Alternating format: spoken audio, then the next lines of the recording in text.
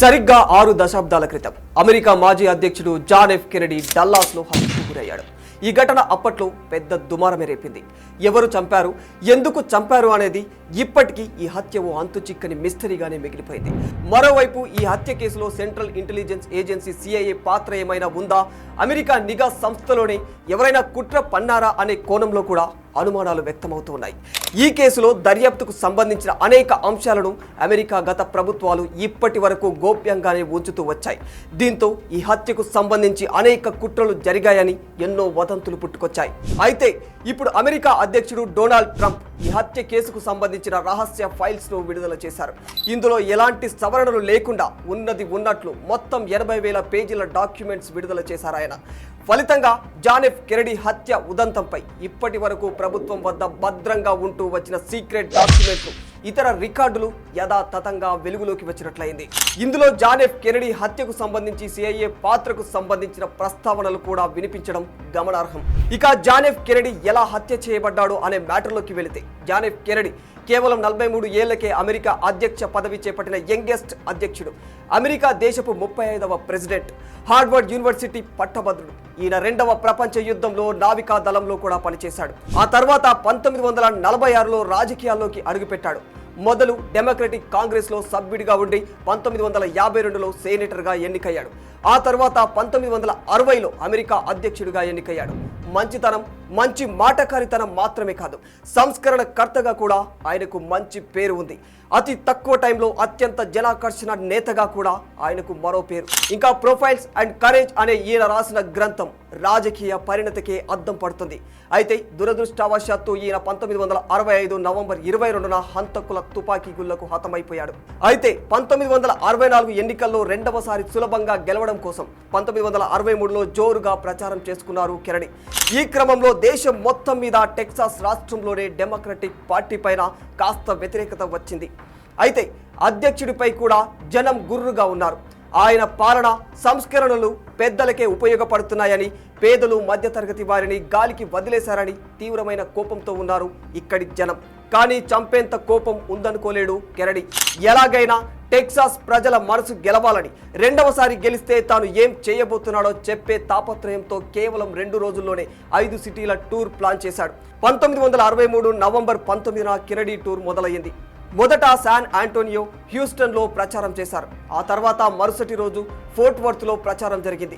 ఇక మరుసటి రోజు డల్లాస్ లవ్ఫీల్డ్ ఎయిర్పోర్టుకు చేరుకున్నాడు. అక్కడి నుంచి తనకు ఇష్టమైన ప్రత్యేకంగా తయారు చేయించుకున్న ఓపెన్ టాప్ కారులో తన భార్య జాక్వెలిన్ కెనడీతో కలిసి ప్రజలకు అభివాదం చేస్తూ ముందుకు వెళుతూ ఉన్నారు. అంతా సవ్యంగా సాగిపోతుంది అనే క్రమంలో సరిగ్గా మధ్యాహ్నం 12:30 వెనక నుంచి కెనడీ మెడలోకి ఓ బుల్లెట్ దూసుకుపోయింది. అంతే, అక్కడికక్కడే కుప్పకూలిపోయాడు కెనడీ. అయితే చుట్టూ అంత సెక్యూరిటీ ఉండగా ఆ బుల్లెట్ ఎక్కడి నుంచి వచ్చింది, ఎవరు కాల్చారు అనేది మొదట ఎవ్వరికీ అర్థం కాలేదు. కానీ పోలీసుల ఇన్వెస్టిగేషన్లో అది లీ హార్వే ఓస్వాల్ట్ అనే వ్యక్తి కాల్చినట్టు తెలిసింది. అయితే అమెరికా అధ్యక్షుడిని చంపిన ఓస్వాల్ట్ స్నైపర్ని ఎలా ఆపరేట్ చేశాడనేది $1000 ప్రశ్నగా మారిపోయింది పోలీసులకు. తీరా చూస్తే అతను అమెరికన్ మిలిటరీలో పనిచేసినట్లు తెలిసింది. అసలు ఏది నిజం అనే విషయాన్ని పోలీసులు రాబట్టేలోపే కెనడీ మరణించిన 2 రోజుల వ్యవధిలోనే ఓస్వాల్ట్ను జాక్ రూబీ అనే వ్యక్తి పోలీసుల ముందే కాల్చి చంపేశాడు. అటు అమెరికా అధ్యక్షుడైన కెనడీని కాపాడుకోలేక, ఇటు అధ్యక్షుడిని చంపిన నిందితుడిని కాపాడుకోలేక పోలీసులు తలలు పట్టుకున్నారు. దీంతో కెనడీ ఎందుకు చంపబడ్డాడు, ఇందులో ఎవరి కుట్ర ఉంది అని తెలుసుకోవడం ఇప్పటికీ అసాధ్యమైపోయింది. చేసేదేమీ లేక కోర్టు జాక్ రూబీకి మరణశిక్ష విధించింది. కానీ అతను కూడా మరణశిక్ష పడకముందే 1967లో క్యాన్సర్తో మరణించాడు. అక్కడితో కెనడీ మరణం ఓ మిస్టరీగానే మిగిలిపోయింది. అయితే కెనడీ ఒక మాజీ సైనికుడి చేతిలో హత్య చేయబడడంతో ఇందులో CIA హస్తం ఉండొచ్చనే అనుమానాలు వ్యక్తమయ్యాయి. CIA అంటే central intelligence agency. Central intelligence agency అనేది విదేశీ మానవ నిఘా సమాచారాన్ని సేకరించి విశ్లేషించడానికి బాధ్యత వహించే US ఇంటెలిజెన్స్ కమ్యూనిటీలోని ఒక ఏజెన్సీ. అయితే ఇక్కడ కెనడీ సంస్కరణలు, తన పాలనా విధానం ఈ CIAకు పెద్దగా నచ్చేవి కావు. అందుకే సిఐఏనే కెనడీని మట్టు పెట్టింది అనే అనుమానాలు కూడా ఉన్నాయి. ఈ క్రమంలోనే సెంట్రల్ ఇంటెలిజెన్స్ ఏజెన్సీ కెనడీ హత్యలో ఎక్కడ దొరకకుండా అసలు ప్రూఫ్స్ అనేవే లేకుండా ఉన్న నిందితులందరినీ తుడిచిపెట్టినట్లు పుకారులు షికారులు కొట్టాయి. మరోవైపు జాన్ ఎఫ్ కెనడీ హత్య కేసులో ఆనాటి ప్రభుత్వంలోని కొందరు పెద్దల హస్తం ఉందన్న ఆరోపణలు కూడా ఉన్నాయి. పథకం ప్రకారమే కెనడీని షూట్ చేసి చంపినట్లు రూమర్స్ ఉన్నాయి. కెనడీని హత్య చేయడానికి పకడ్బందీ ప్లాన్తోనే ఎక్స్పర్ట్ అయిన షార్ప్ షూటర్ ఓస్వాల్ట్ను అప్పటి సోవియట్ యూనియన్ అతనితో సంబంధాలు పెట్టుకున్నట్లు అప్పట్లో కొన్ని వార్తలు హల్చల్ చేశాయి. అయితే మరికొందరు మాత్రం కెనడీ సంస్కరణలు ఓస్వాల్ట్కేమీ నచ్చలేదు, ధనికులను ఇంకా ధనవంతులను చేస్తూ పేద మధ్యతరగతి వారిని అట్టడుగు స్థాయికి తీసుకెళ్తున్నాడనే కోపంతోనే కాల్చి చంపినట్లు చెబుతూ ఉంటారు. వాస్తవానికి కెనడీ హత్యకు లీ హార్వే ఓస్వాల్ట్ ఒక్కడే హంతకుడు అన్నట్లు దర్యాప్తులు చెబుతూ ఉన్నాయి. కానీ దీని వెనుక కుట్ర కోణాలు ఉన్నాయని ట్రంప్ మొదటి నుంచే ఆరోపిస్తూ వచ్చారు.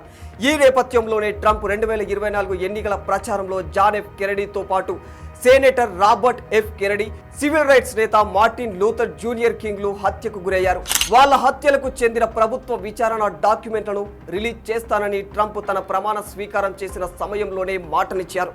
దీంతో జాన్ ఎఫ్ కెనడీ వారసుడు రాబర్ట్ కెనడీ మద్దతు కూడా ఎలక్షన్స్ టైంలో ట్రంప్కు లభించింది. అందుకే అధికారంలోకి రాగానే జాన్ ఎఫ్ కెనడీ ఫైల్స్ ను బహిర్గతం చేయాలని ఆదేశాలు జారీ చేశారు ఆయన. ఇప్పుడు మళ్ళీ కెనడీ హత్యకు సంబంధించి ఎలాంటి సవరణలు లేకుండానే 80,000 కీలక రహస్య దస్త్రాలను ప్రజలకు అందుబాటులోకి తీసుకురావడంతో జాన్ ఎఫ్ కెనడీ మరణ వార్త మరోసారి వెలుగులోకి వచ్చినట్లయింది. For more videos like this, subscribe Big TV channel.